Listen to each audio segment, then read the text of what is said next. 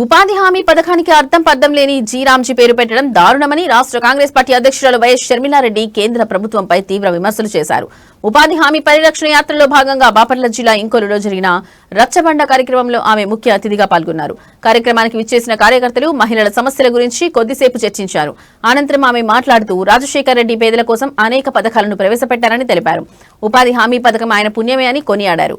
ఆంధ్ర రాష్ట్రంపై కేంద్రం సవతి ప్రేమ చూపుతుందన్నారు. బీజేపీ ప్రభుత్వం ఉపాధి హామీ పథకానికి తూట్లు పొడుస్తుందని విమర్శించారు. 100 రోజుల ఉపాధి హామీ పథకాన్ని 125 రోజులకు పెంచుతున్నామని చెబుతున్న బీజేపీ బూటకపు మాటలను ప్రజలు నమ్మొద్దని కోరారు. కేంద్ర ప్రభుత్వం సగటున 50 రోజులు మాత్రమే ఉపాధి హామీ పని దినాలు కల్పించిందని విమర్శలు చేశారు. కూటమి ప్రభుత్వం అనేక జాబ్ కార్డులు తొలగించిందని దుయ్యబట్టారు. ఉపాధి హామీ కూలీలు గతంలో 6 గంటలు పనిచేస్తే ఇప్పుడు బీజేపీ తెచ్చిన కొత్త ఉపాధి హామీ చట్టం ప్రకారం 10 గంటలు పని ఎలా చేస్తారని ప్రశ్నించారు. కూటమి ప్రభుత్వం గత జగన్ సర్కార్ ఇద్దరు కలిసి రాష్ట్ర ప్రభుత్వాన్ని అప్పుల కుప్పలోకి నెట్టారని ఆమె ఆగ్రహం వ్యక్తం చేశారు. ఉపాధి హామీ చట్టంలో రాష్ట్ర వాటా 40% అయితే కేంద్ర ప్రభుత్వం వాటా 60% అని వివరించారు. ఈ పథకానికి 40% వాటా డబ్బులు రాష్ట్ర ప్రభుత్వం ఇచ్చే పరిస్థితిలో లేదన్నారు. కేంద్ర ప్రభుత్వం చెబుతున్న బూటకపు మాటలను ప్రజలు నమ్మొద్దని కోరారు. కాంగ్రెస్ పార్టీ ఒక్కటే ప్రజల సమస్యలను పరిష్కారం చేస్తుందని తెలిపారు.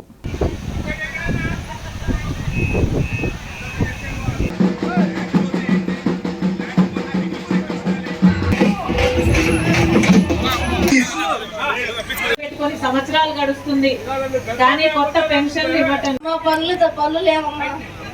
పనులు లేవు. 8 గంటలకు పోయి సాయంత్రం 5 కాకుండా 250 మేము వస్తాం అని దానికి ఎమ్మడి పడుతున్నామమ్మా. ఈ సంవత్సరం పొలం తక్కువ, పంటలు తక్కువ, ఉపాధి పథకం అసలు లేదమ్మా. అమ్మ వసంత గారిని నాకు అసలు ఊళ్ళో ఇల్లు లేదమ్మా. బాగా కరువు పడుతున్నాం. స్పందనాలు డ్వాక్రా కట్టలేక చచ్చిపోతున్నామమ్మా. ఇది మాకు బాగా చెప్పుకోవాలని ఎదురు చూస్తున్నామమ్మా. నీకోసం వారం రోజులు అయ్యి, పోయిన సంవత్సరం కూడా వారం రోజులు అయ్యి. పిలిచిన వాళ్ళకి రేపు లేదు, రేపు పిలిచిన వాళ్ళకి ఇంకొక రోజుల అట్లాగా పనులు లేవు. ఎక్కువ తింటున్నాం ఒకరికొకరు పనులు లేక, స్పందనాలు కట్టలేక. అదమ్మా జరుగుతుంది. కరువు వచ్చేసిందమ్మా. దేశానికి కరువు వచ్చేసింది. పాలికానికి పోతున్నామే కానీ ఖచ్చితంగా 5-6 రోజులు మేము తప్ప నుంచి మాకు వేరే పని చెప్పరండి. ఏదన్నా ముసలి వాళ్ళు రాకపోయినా, నడవలేకపోయినా ఛార్జీలు ఉంటేనే రండి ఆ పనికైనా. మాట నుంచి వచ్చాను మేడం, ఉపవాసాల నుండి కూడా వచ్చాను మేడం. మా కడుపు పని పెట్టట్లేదు. పోయిన సంవత్సరం 4 వారాలు ఏమో పెట్టారు మేడం. ఈ సంవత్సరం అది కూడా లేదు. ఏమన్నా పనికి వెళ్ళాలన్నా ఒకవేళ ఆటో చేసి రాని ముక్కలు పోని ముక్కలు మేము ఇస్తే తీసుకెళ్తున్నారు, లేకపోతే లేదు. మాకు జరగట్లేదు మేడం. ఈ సంవత్సరం పని లేదు.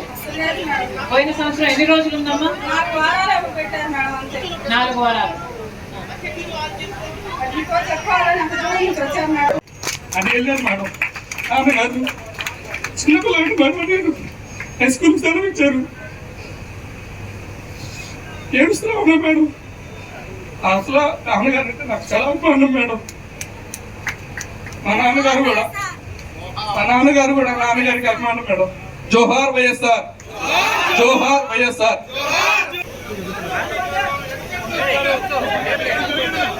చేరి వచ్చిన ప్రతి అన్నకు, ప్రతి తమ్ముడికి, ప్రతి అక్కకు, ప్రతి చెల్లికి, ప్రతి అమ్మకు, ప్రతి అయ్యకు మీ రాజశేఖర రెడ్డి బిడ్డ శిరస్సు వంచి చేతులు జోడించి మనస్ఫూర్తిగా నమస్కరించి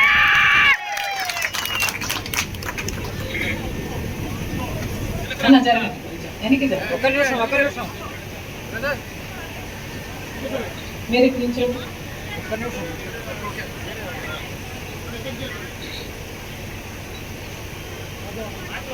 మీ అందరికీ తెలుసు రాజశేఖర రెడ్డి గారు.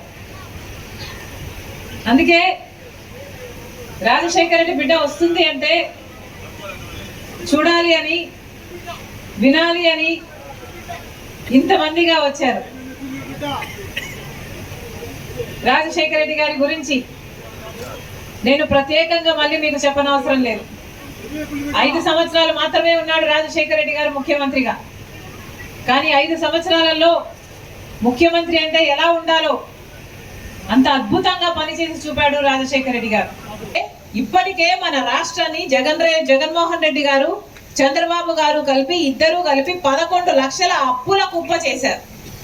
కనీసం ప్రభుత్వ ఉద్యోగస్తులకు జీతాలు ఇచ్చుకోవడానికి దగ్గర కూడా మన రాష్ట్రం దగ్గర డబ్బు లేవు. ఇలాంటి పరిస్థితిలో ఇప్పుడు ఉపాధి హామీకి అయ్యే ఖర్చు కూడా ఇక రాష్ట్రాన్ని పెట్టుకోమంటే రాష్ట్రం పెట్టుకోదు, ఉపాధి హామీ పని ఇవ్వదు. ఇక రాష్ట్రానికి ఉపాధి హామీ పని ఇవ్వదు కాబట్టి కేంద్రం ఇచ్చే 60% పని ఇవ్వాల్సిన పని కూడా ఉండదు. ఇది వీళ్ళ స్కీమ్. అంటే మొత్తానికి ఉపాధి హామీ పనిని గుండు సున్నా చుడుతున్నారు అన్నమాట. బీజేపీ కూటమి సర్కారు మొత్తానికే ఉపాధి హామీ పని అనేది లేకుండానే చేస్తారు. ఇప్పటికే ఉపాధి హామీ పనిని ఎన్ని తూట్లు పొడిచాలో అన్ని తూట్లు పొడిచారు. 100 రోజులు పని ఇవ్వటం లేదు.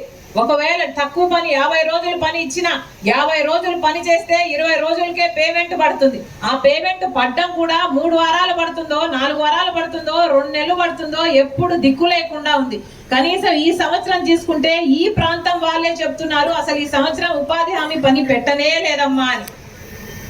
ఎందుకంటే చంద్రబాబు గారు ఇప్పటికే 400 కోట్ల రూపాయలు బకాయిలు పెట్టారు కాబట్టి ఇప్పటికే డబ్బులు ఇవ్వలేదు, ఇవ్వాల్సిన డబ్బులే ఇవ్వలేదు.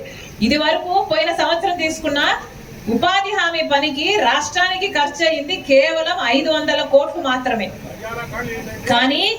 కానీ ఇప్పుడు ఈ కొత్త చట్టం వచ్చి వీళ్ళు 60% కేంద్రం ఇస్తుంది, 40% రాష్ట్రం పెట్టుకుంటుంది అని చెప్తున్న ఈ కొత్త చట్టంలో మన రాష్ట్రానికి కాబోయే ఖర్చు 5,000 కోట్లు. అంటే పాత చట్టంలో 500 కోట్లు ఎక్కడ, ఇప్పుడు అయ్యే 5,000 కోట్లు ఎక్కడ? అంటే 10 ఇంతలు ఎక్కువ అవుతుంది అనమాట. చంద్రబాబు గారు పెట్టుకుంటారా?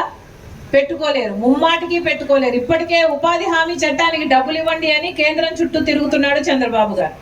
మరి తిరిగే పరిస్థితే ఉంటే ఇదే చంద్రబాబు గారు కేంద్రానికి ఈ చట్టానికి మద్దతు ఎందుకు ఇచ్చారని అడుగుతోంది కాంగ్రెస్ పార్టీ.